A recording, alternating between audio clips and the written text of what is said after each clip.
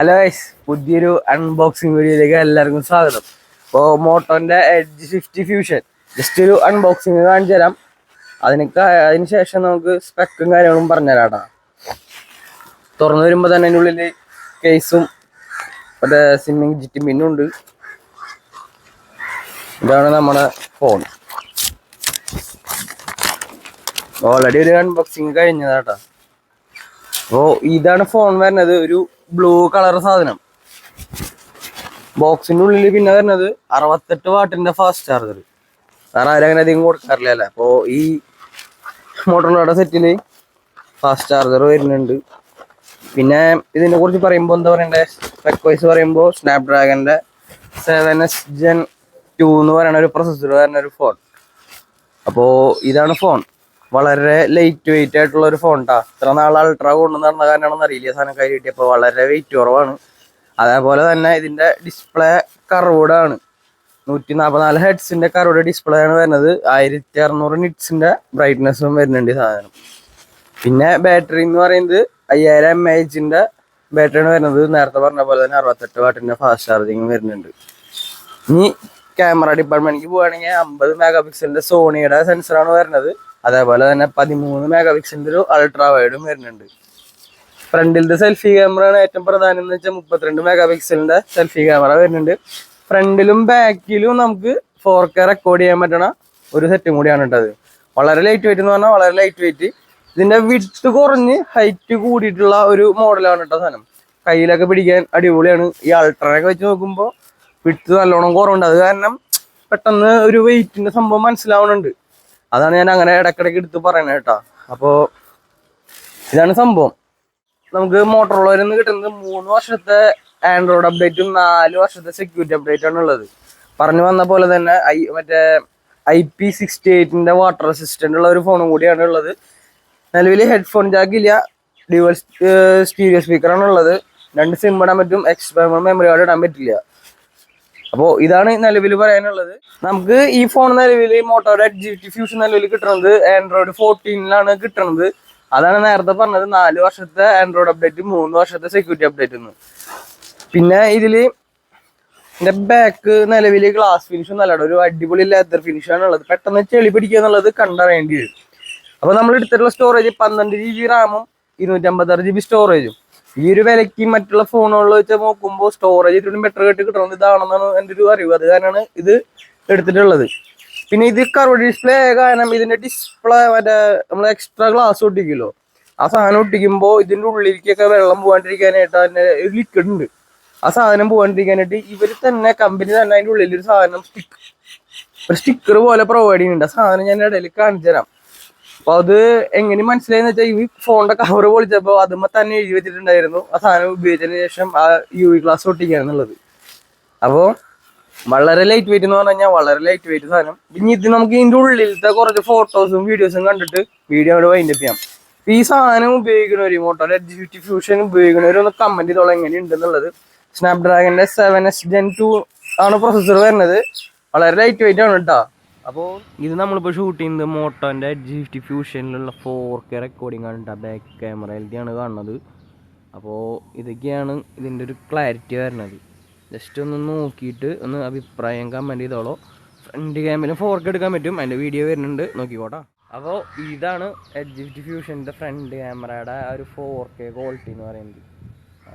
Just കണ്ടോക്കിയിട്ട് എങ്ങനെയുണ്ടെന്നൊന്ന് പറഞ്ഞോ.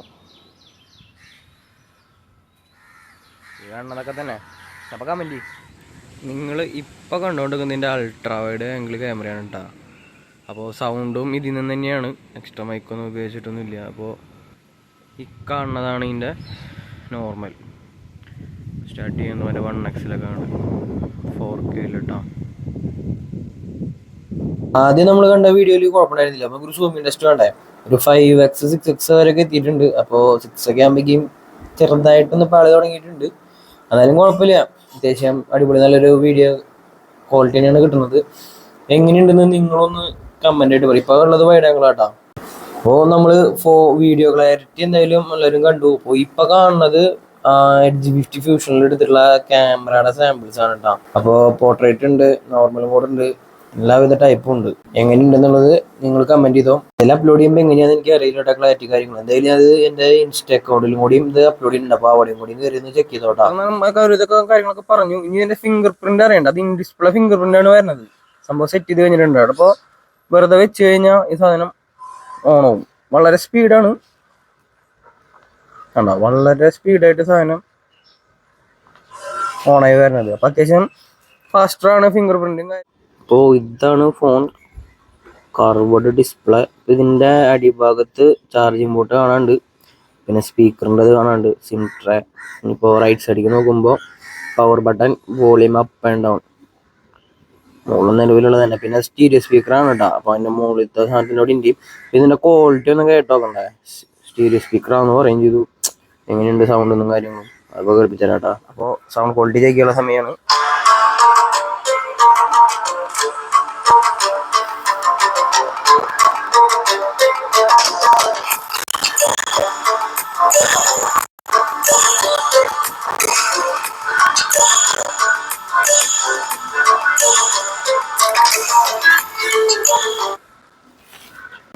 Stereo സ്പീക്കറിന്റെ sound quality കേട്ടില്ലേ? ഇപ്പോൾ ഇതൊക്കെ തന്നെയാണ് പറയാനുള്ളത്. മൈക്കിന്റെ അടുത്തേക്ക് എത്തിയപ്പോൾ മൈക്കൊന്ന് പതറിപ്പോയി. എത്ര റേറ്റുള്ള മൈക്കൊന്നല്ല, അപ്പോൾ ആൾക്ക് താങ്ങിയില്ല.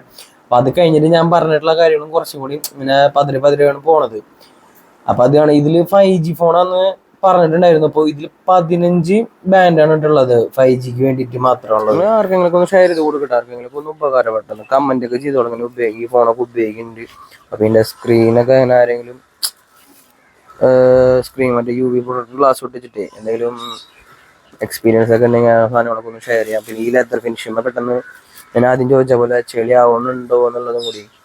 ഇതിൻ്റെ കൂടെ ഒരു കേസ് വരുന്നുണ്ട് കേട്ടോ. ആ സാധനം ഞാൻ കാണിച്ചു തരാം. അടിപൊളി സംഭവമാണ്. നിങ്ങൾ നേരത്തെ ഫോൺ കവർ ഇല്ലാണ്ടല്ല കണ്ട, ഇപ്പൊ കവർ ഇട്ട് കഴിയുമ്പോഴുള്ള അവസ്ഥ ഇതാണ് കണ്ട. ഈ സൈഡിലൊന്നും വലിയ ഇതൊന്നും ഇല്ല. ഇതൊക്കെയാണ് എൻ്റെ കവർ ഇടുമ്പോഴുള്ളത്. അതായത് നിങ്ങളുടെ അഭിപ്രായങ്ങൾ കമന്റ് ആയിട്ട് രേഖപ്പെടുത്തുക. സംഭവം സെറ്റാ. അപ്പോൾ ഈ കാണുന്ന സ്റ്റിക്കർ ഉണ്ടോ നിങ്ങൾ? ഈ കാണുന്ന സ്റ്റിക്കറാണ് ഞാൻ നേരത്തെ പറഞ്ഞത്. ഏത് ആ UV ഗ്ലാസ് ഒട്ടിക്കുമ്പോൾ പവർ ബട്ടൺ, സ്പീക്കർ അതിൻ്റെ ഉള്ളിലേക്കൊക്കെ പോകാണ്ടിരിക്കാനായിട്ട് ഒട്ടിക്കാൻ വേണ്ടി കൊടുത്തിട്ടുള്ളതാണ്, കമ്പനി കൊടുത്തിട്ടുള്ളതാണ്. പിന്നെ നോർമലായിട്ട് വരുന്നത് സിം ട്രേ തുറക്കാനുള്ള സാധനം, അതിനുള്ളിൽ വെക്കും പേപ്പറൊക്കെ ഉണ്ട്. ഇതാണ് അവർ തരുന്ന കേസ്. കറോടായ കാരണം സൈഡിൽ ഇതൊന്നുമില്ല. അപ്പോൾ ഇത്രയ്ക്ക് ഉള്ളൂ. നിങ്ങൾക്ക് തോന്നിയത് എന്താണെന്ന് വെച്ചാൽ നിങ്ങൾക്ക് കമന്റ് ചെയ്യാം, ഷെയർ ചെയ്ത് കൊടുക്കുക. അപ്പോൾ സ്ഥിരം പറയണ പോലെ നമുക്ക് പുതിയൊരു വീഡിയോ ആയിട്ട് വീണ്ടും കാണാം.